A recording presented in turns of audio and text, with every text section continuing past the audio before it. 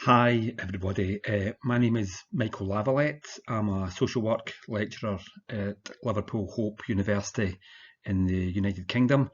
I'm also a member of the steering committee for the Social Work Action Network in the UK, and I'm also in the organising committee for SWAN International, which is the network of radical social work groups that are starting to emerge across the globe.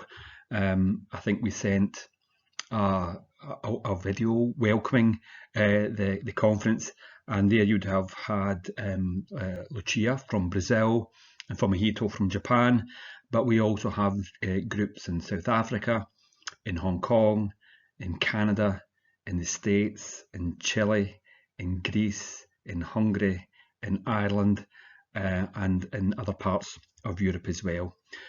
So welcome.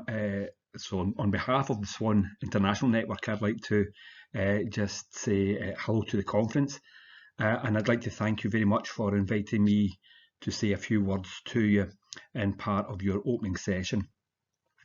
I'd also like to apologise for not being with you in person or even live on screen. I know it's difficult to be with people in person, obviously under the COVID restrictions, but I'm not even live on the recording, and the reason for that is because your 9 a.m. start in the Philippines is 3 a.m.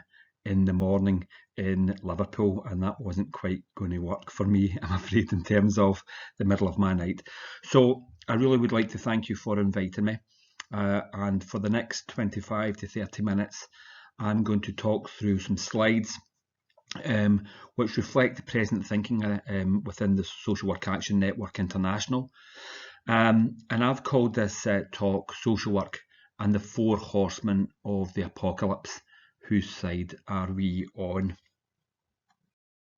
Now, it doesn't need saying really, but we are living in the times of great crises.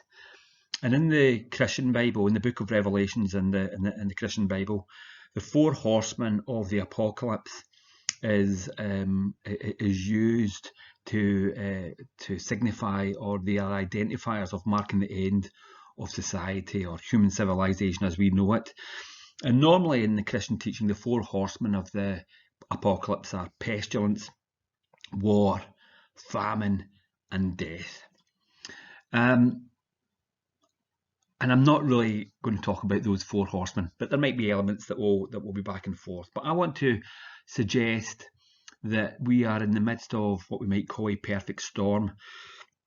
And that storm is made up of four interlinked crises. So my four horsemen: climate change or the climate crisis, COVID-19, a refocusing rightly on racism and Black Lives Matter, and the developing economic recession.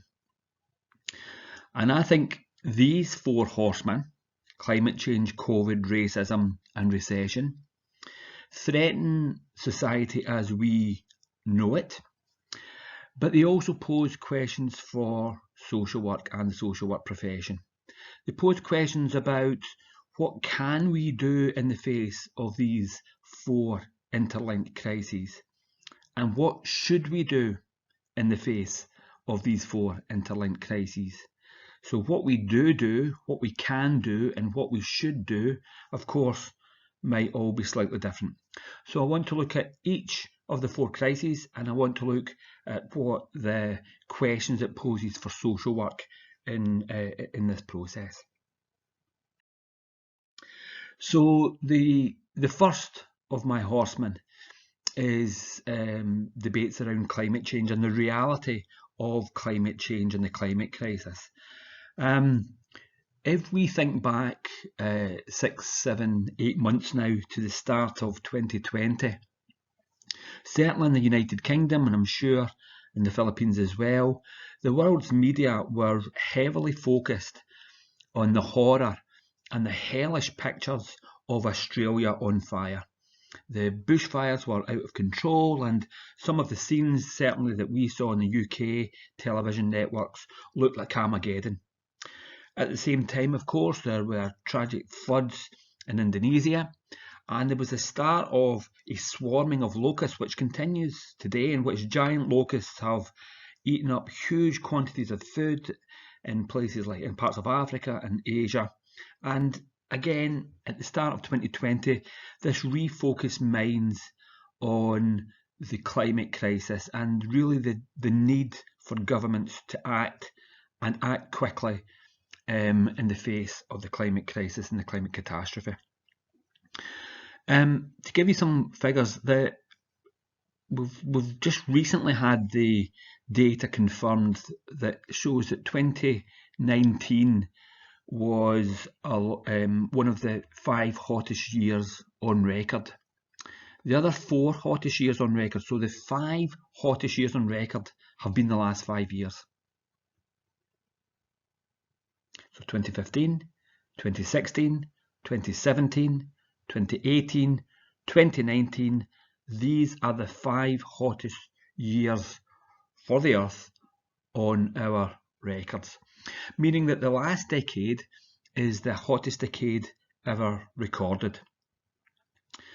There's a whole number of other indicators which just reaffirm the story that we increasingly know, but in terms of biodiversity, the consequences of how we interact with nature and how we treat our world, that land insect populations have fallen by 25% since 1990. And of course, as the insects go, in terms of our ecosystems, they have a huge knock-on effect in terms of pollination, in terms of how our ecosystems work, and in terms of our ability to feed ourselves, our ability to manage our environment, our ability to engage and work with our environment in key ways.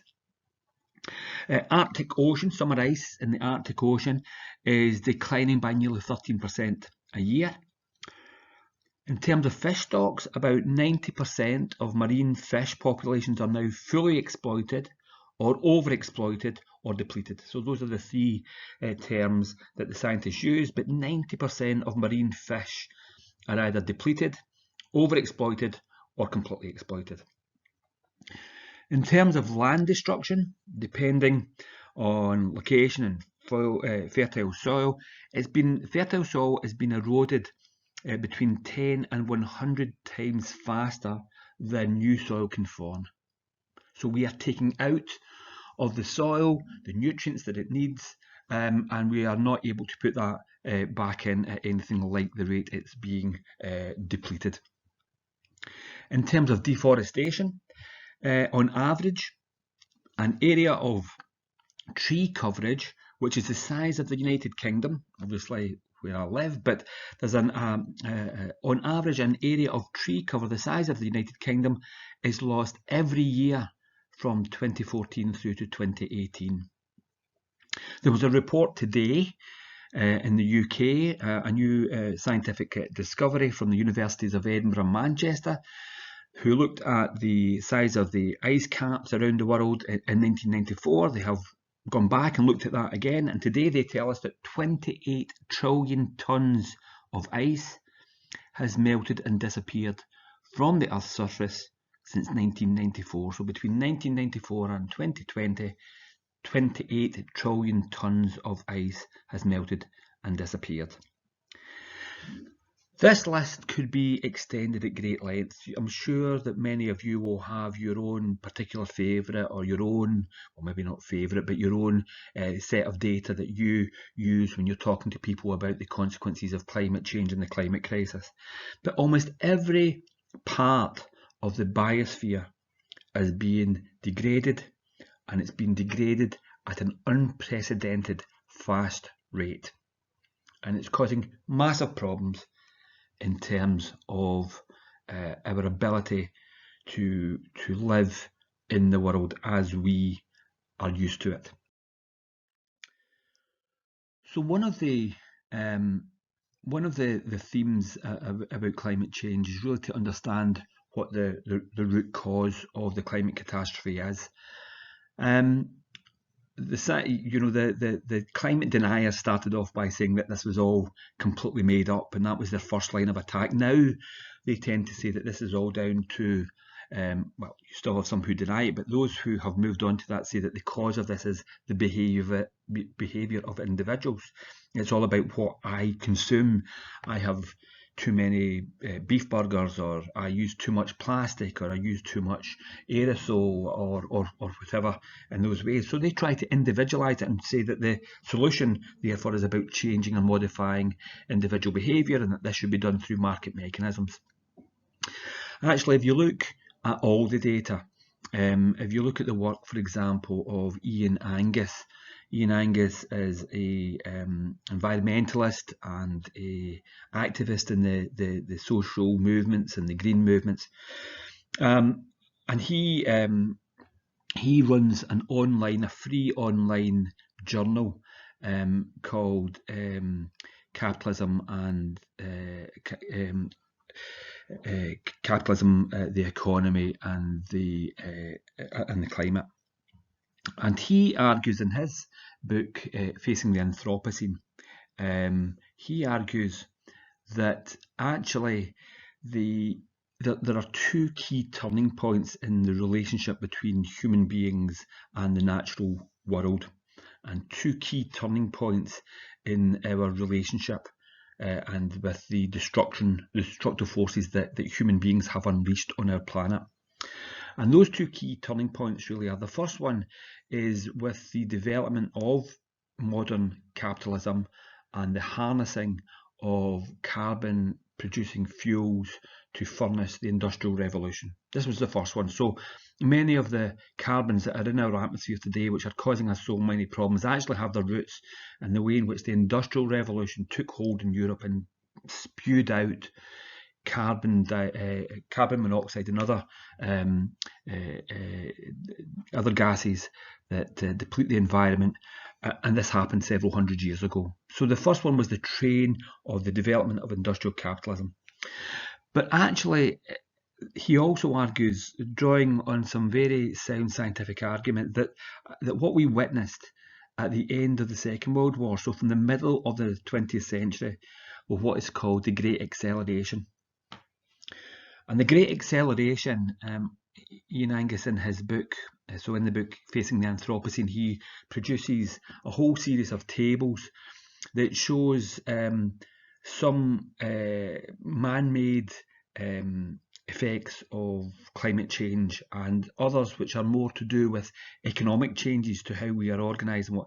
And in each of those tables, he describes it as a hockey stick. So it's like an ice hockey stick. So there's a gradual growth in the destruction of our environment, of the production of carbon gases up until the Second World War. But after the Second World War, in the late 1940s and in the 1950s, it really takes off. So it's like a hockey stick in terms of its shape. And this is called the Great Acceleration.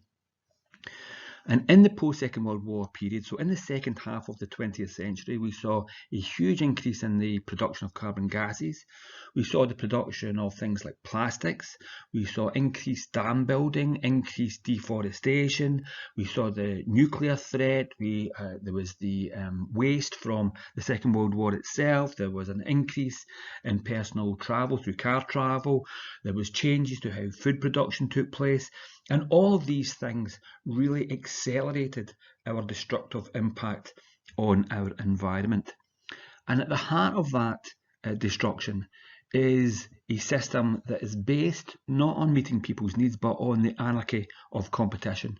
So the logic of this is rooted in the logic of what capitalism is about and what capitalism does. And the destruction of our environment is about the consequences that capitalism as a system is having in our world. It was a system, of course, that means that people and nature and our environment are increasingly treated as mere objects, to be bought, to be sold, to be commodified, to be mistreated, and it didn't really matter the cost. The bottom line is the short-term profit. It's not the long-term thinking about what this may do. So, for Ian Angus and for those arguing this is a systemic crisis. This is a crisis that is rooted in the anarchy of modern global capitalist production, and it's a system, capitalism is a system that is driving our planet to destruction.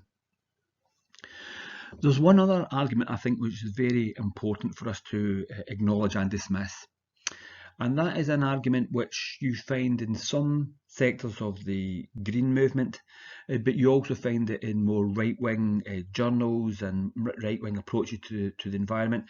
And as well as saying that the environment is being destroyed by the personal choices of individuals, so individualism being at heart, they also argue that one of the key problems is that there are simply too many people in the world, that there are too many of us eating too much meat, buying too many clothes, driving too many cars, building too many homes.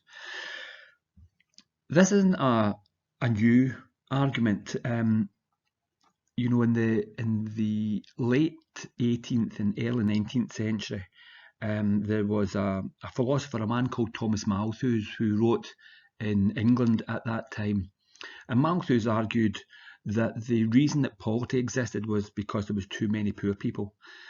And this present Malthusian argument that in many ways hasn't moved on beyond Malthus, because when people talk about there being too many people, for Malthus, it was never that there was too many posh people, too many middle-class people like himself. It was always there was too many poor people. For those who argue that there are too many people in the world, they don't mean that there are too many Europeans or too many people who look like me. They mean there are too many poor people whose skin colours is different to mine, who are, using resources. Of course, the reality is that the heaviest users of resources are the people and the states in the wealthiest parts of the world. It's America, it's Europe, it's China. These are the places that use more of the world's resources and are consumed by more people in those resources. It's not the poor in the third world or the global south, or however we refer to that, who are the users of resources in any great number, and it's not those people who are at heart the cause of the climate catastrophe.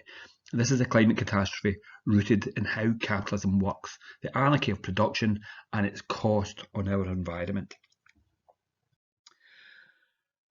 The climate crisis that we started off with at the start of the year, the pictures of Australia, they lasted for about 6 weeks in the UK, and then suddenly they were removed, and now the dominant story was of the developing COVID-19 pandemic. But of course, there is a link between climate change and the COVID-19 pandemic. And the link is, it's not that COVID-19 is caused by climate change. That's simply not true. But both the climate crisis and the COVID-19 crisis are directly rooted in the way in which our present societies treat people, treat the world, treat our ecosystems, and treat the animals that we share this planet with. In a book in the early part of the 20th century, the author Mike Davis talked about what he described as the monster at the door. I read Mike Davis's book in 2006 when it first came out, and he described a terrifying picture of the way in which modern industrialised agricultural systems, what he called the Livestock Revolution, the way in which for profit, the production of meat for profit, had brought thousands upon thousands of chickens, or thousands upon thousands of pigs, or thousands upon thousands of cows together in large industrialised agricultural farms. And what he said was that these are creating the conditions, these are a petri dish for the development of new forms of flu and new pandemic threats. Mike Davis's book is a terrifying read, and Mike, he argues that the modern capitalism has created the conditions for a modern pandemic. So he was writing this 14 years ago, and he said that the conditions that were creating a pandemic threat were the way in which we treated and farmed animals on agricultural, industrial means, the Livestock Revolution. The second aspect, he said, was the urban sprawl and urban slums. Now, personally, I like living in a city, but of course, some of the cities that I've now grown up around the world are monstrous places. They are, they have many, many, many millions of people living in the same small areas. And of course, things like flu or COVID, these are crowd diseases. So when you put lots of people in lots of confined spaces and overcrowded urban slums, they create the perfect mix for human-to-human transmission of diseases. So the livestock revolution, urban sprawl and urban slums, the power of the fast food industry as one of the key sectors of capitalist development. If you think about the power that McDonald's or KFC or various of the fast food companies have on the agricultural farming sector, on small farmers, and all the way through the system, including the links with the powerful and the governing classes in the West. So he identified that as the third source of the problem. Continuing deforestation, so the chopping down of trees that we mentioned earlier on, because deforestation pushes the animals that used to live in the forests deeper into smaller parts of our landmass. And going hand in hand with that, there is the continuing displacement of poor farmers from their lands. As we move to vast farms, housing cattle or chicken or wheat, then we throw the small farmers off the land. So there is a continuing removal of rural peasant farmers, and they themselves then end up at the edges of the forest, deeper into the forest, trying to farm, trying to make a living, sometimes impoverished, so now engaging with animals that we didn't come across before. And of course, some of those animals who are now in smaller areas have greater contact with humans, and it creates the conditions for zoonosis. So zoonosis is the process of viruses which are common in some animals transferring over to humans and becoming pandemic viruses because we are not used to these viruses, we have no resistance to these viruses, and they can spread very quickly because of the nature of our modern society. So Mike Davis was talking about this in 2006 and said that we had a monster at the door. There is a threat at the door because of the way in which we farm, we deforest, we treat animals, the way we treat our ecosystem. And he has just brought out an updated version of this book called The Monster Enters. And of course, it wasn't flu, it was COVID-19, but the pandemic wasn't a random event. The pandemic, this time COVID-19, it could have been a form of flu. It may also be a form of flu at some point in the future. It's rooted in the way in which we treat our ecosystem. It's rooted in the way that we farm our animals, we treat other species, and we create the conditions for our own downfall with the growth of pandemics. The monster has now entered, COVID-19. And countries across the world are struggling to try and control this, and it now looks as if we are on a second spike. We're on our way to a second spike and a second wave of the virus. And of course, in these conditions, what governments do matters. In New Zealand, for example, a very harsh lockdown managed, because they lived in an island, for some substantial time to squeeze COVID off the islands and for life to return to some kind of normality. In other parts of the world, the priority has not been a public health priority like it was in New Zealand. In other parts of the world, the priority has been to try and control the pandemic to some extent, but not in a way which damages the economy. This has particularly been the case where governments of the populist right have been in power. So Hungary, India, Brazil, the US, the UK, and each of these countries, rather than a public health message or a public health approach to dealing with the COVID crisis, we have got a neoliberal response which says that basically the responsibility for not getting the disease is your own. So in the UK, we had hours and hours of Boris Johnson, our Prime Minister, telling us that he was happy to shake the hands of people with COVID because he would wash his hands and he would look after himself after doing so. And if you washed your hands, you wouldn't get the disease. And he washed his hands and he was then in hospital for 3 weeks with the disease. Or we had in Brazil, the President Bolsonaro, again, he doesn't believe that the disease exists. He argues that we should open up the economy. The consequence is that he has also had COVID-19. So politics matters. The hue of the government shapes their response, and some have had a public health focused response which looks at collective responses to dealing with the problem, and others have had a very much a individualistic or economy first approach to the problem, and that would certainly be the case in America and the UK, where people have basically been sacrificed so that there is no expense to the sacrifice of the economy.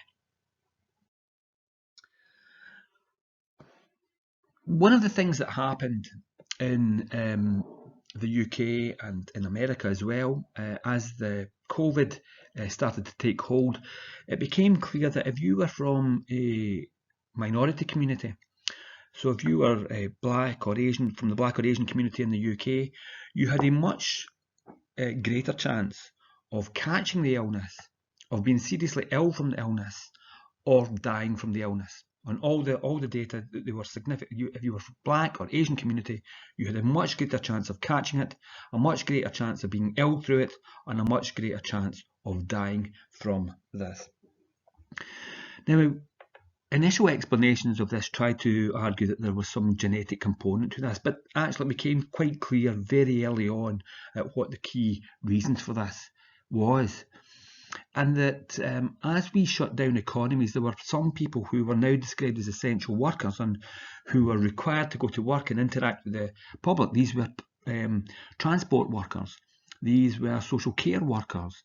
These were health workers. And these are areas where in the UK and in America, they are relatively poorly paid in comparison with other similar skilled jobs. And these are jobs in which members of the black and Asian community are overrepresented. Then the second aspect was because they are an average earning less in terms of their income, they tend to be on poorer housing or in the poorer parts of our towns and cities and overcrowded housing. So actually it was a consequence of poor housing, of overcrowded housing, of being forced to go to work. In other words, it was the institutional racism of the labour market, of the job market, of the housing market that were leaving some people much more vulnerable to this illness. Of course, in theory, everybody can catch COVID-19. But actually, if we look at it, the older you are, the heavier you are, the poorer you are, if you are from a working class community, you are much more likely to get it because you don't have the space and you don't have the time, you don't have the ability to work at home compared to those in more affluent jobs and affluent parts of the economy. So, within the first few months of the COVID-19 striking the UK, there was significant discussion about institutional racism and its impact on the minority communities in terms of illness and death. And then, of course, there was the police murder of George Floyd in the States. And the murder of George Floyd in the States was yet another example. I mean, in the last 15 to 20 years, there has been example after example after example of cases where young black men and young black women have been murdered by the police, by people in authority, by people in residential areas in towns and cities, and there is relatively little in terms of consequences of those events. And the murder of George Floyd led to the rebirth of the Black Lives Matter movement in the States. But what was different about it this time was that I think because of COVID and because of the institutional racism that COVID was revealing, this very quickly became a cross-national, a global movement for racial justice and against racism. In Britain, there was demonstrations day after day after day. even though demonstrations were formally banned because of the public health restrictions, but people turned out, took the knee in solidarity with what was going on in the States. In Britain, in a town called Bristol, the demonstrators hauled to the floor, they toppled a statue of a slaver who was at the heart of the Bristol economy several hundred years ago and made his money from the slave trade. And you can see, even in the way in which sports people today continue to take the knee, it has had a transformative impact in terms of thinking about our histories, the role of racism in modern contemporary societies, and what a more just world would look like. Now, within this, probably don't have much time to talk about this today, but within this, there has been a very significant debate about the causes of this. And on the one hand, there are those who argue that the deaths of George and the various other colleagues in the States and in other parts of the world is a consequence of white privilege. It's a privilege that people are born with when they, if they are born on a white skin. And it's a powerful set of ideas within the movement. There is, however, it seems to me, a real problem with thinking about it in terms of privilege. If you are a poor, white, unemployed man or woman in Britain or America, I'm not sure what that privilege would be. And I've heard it argued that the privilege is the absence of being stopped by the police, for example. But that's a human rights issue. That's not a privilege.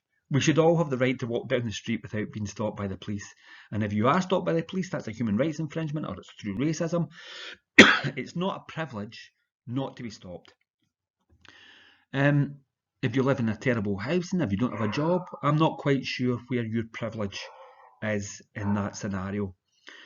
And of course, if you think about it in terms of privilege, it's a way of reinforcing and reflecting back on the divisions between black and white, or black and white and Asian, that those at the top of our society like to promote. So my own view is that actually what we have seen is a movement which is developing to challenge the consequences of structural and institutional racism. It is the negative impact of racism, its history of colonialism, of imperialism, of slavery, and the way that is embedded in the dominant economies and the dominant interest groups in our world, and it's that we have to tear asunder. Slavery was born out of a developing capitalist system.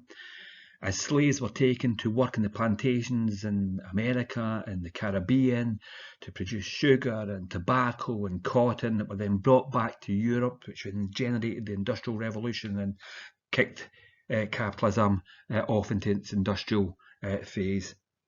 And that racism then became embedded within the very nature of what capitalism as a system was all about. So my own preference for understanding this is about us coming to terms, or having to come to terms with, the history and the consequences of structural racism and its impact on people around the world today. And my fourth horseman of the apocalypse is the coming recession, because it's now quite clear that in country after country, the consequences of lockdown mean that there has been a sharp decline in GDP in all the countries. The hope was that there would be a V-shaped recession, that there would be a decline in GDP, but it would bounce back very, very quickly as economies started to open up, and that clearly hasn't happened. It hasn't happened because all the indicators were that even before COVID struck, that we were moving towards recession. And what makes this particularly difficult, I think, is that we haven't really fully recovered from the recession of 2007. Especially if you're in America, especially if you're in Europe, especially if you're in the UK. The last period from 2007 onwards has been a period of austerity as the economies tried to get back to the levels that it was before the banking and crisis and slump of 2007. And the economy had picked up, the wealth of the wealthy had certainly picked up, but for most ordinary people, the wages that they were on in real terms in 2020, at the start of 2020, were worth less than they were earning in 2007 before the banking crisis. So we've had over a decade of austerity, as a result of the recession of 2007. And the recession of 2007 was a very weak recovery for the economies, and it was clear that it was going back into recession even before COVID. And COVID has pushed those into cataclysmic levels of economic decline. It's clear that the recovery will not be immediate. And it's clear that some in government across the world, in America and Brazil and various different places, are saying that the solution to this is to go back, if you like, to the rehash the measures of 2007, that they argue we need more austerity, that we've spent lots of money supporting people through the COVID crisis. The costs of COVID have been huge. We have to pay that debt off, and the only way to pay that debt off is by holding down your wages and by cutting your public services.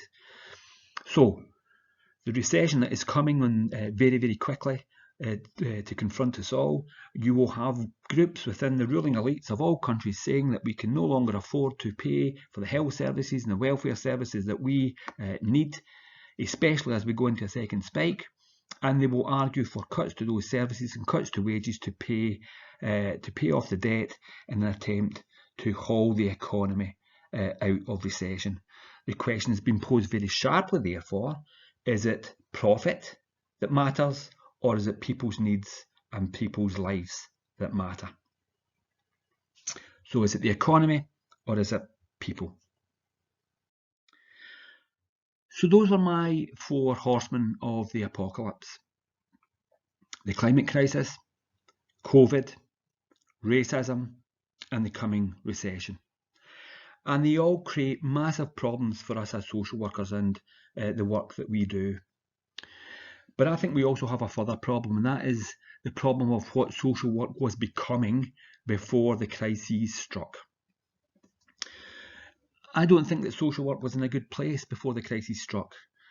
Internationally, I think we'd moved on to a model of what I would call neoliberal social work, where the dominant models were models of social work practice that worked with individuals in an individualistic way, that talked about medical models of disability rather than social models of disability, that looked at individual solutions through perhaps CBT, or through changes of behaviour, or resourcefulness, or resilience, as ways of forcing individuals to change their behaviour, rather than thinking about collective responses to collective problems that people in communities face.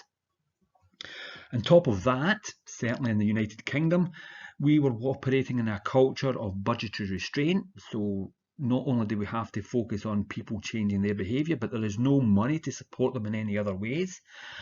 Resources are rationed.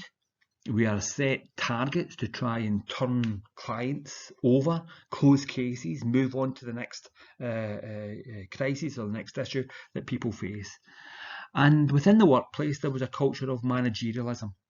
So in a clear attempt by senior managers, by local authorities, by service providers, to try and control the autonomy of professional social workers, to try and reduce and rein in the professional autonomy that traditionally social workers have had to make decisions to support people. So to try and squeeze that out, introduce rationing, introduce budgetary restraint, so that you really limit the ability of social work to do what I would consider to be social work. And so even before COVID, there was a question about whether social work was actually doing social work, or whether we were increasingly becoming a profession which processes people in the interests of the kind of economy we work in, or in the interests of the powerful at the expense of what people actually need. So all these things, for me, pose a question. And the question is, in the face of these crises, in the face of the crises of the 4 horsemen of the apocalypse that I described before, whose side are we on? Now that question is posed very, very sharply when Donald Trump made an appeal to social workers in America to send social workers into the police departments to work alongside the police to try and smooth over their image.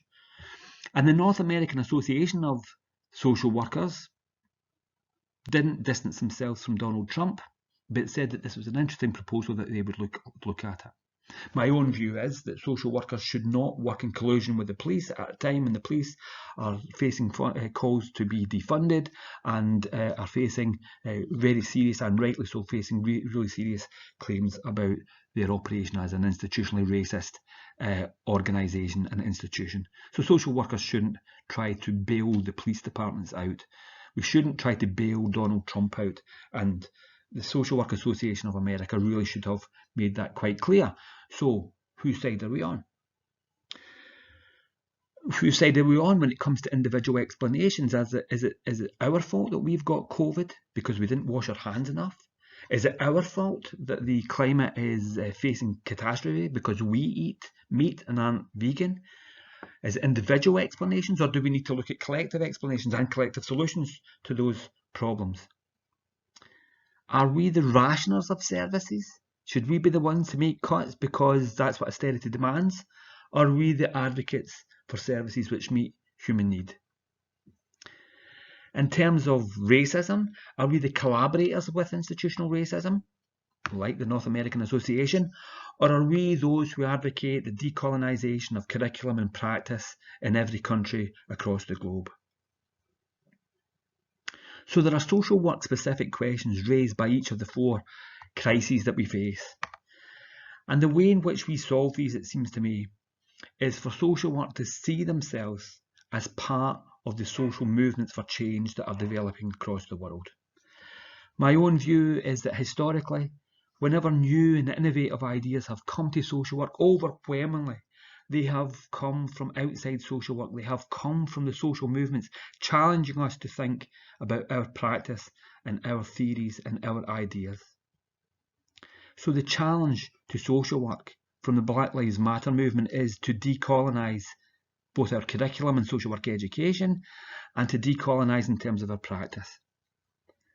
The movement in Hong Kong challenges all of us to think about the human rights focus and freedom of movement, freedom of speech, both in terms of China, but also more globally.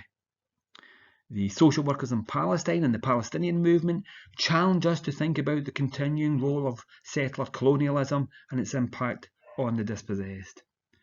In the coming recession, the struggle against evictions from homes, against poverty, against wage freezes, against unemployment.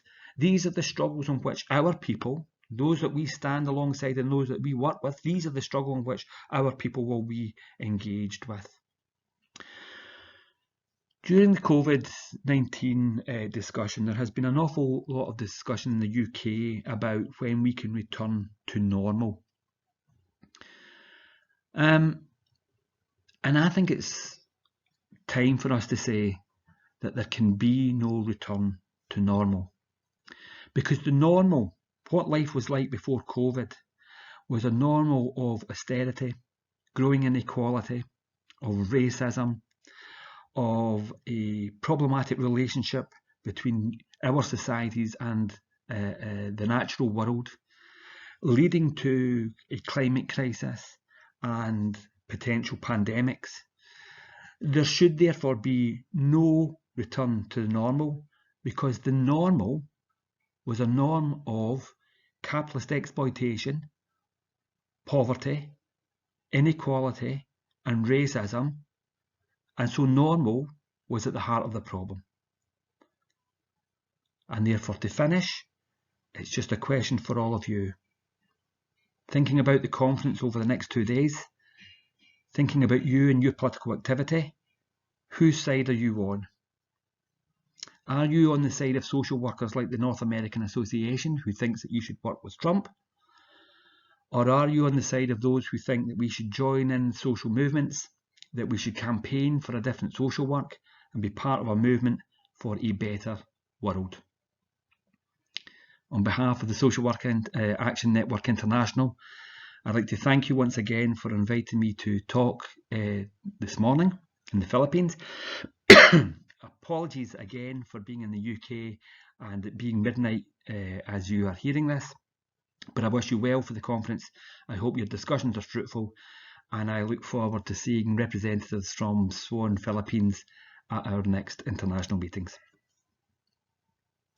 Thanks very much.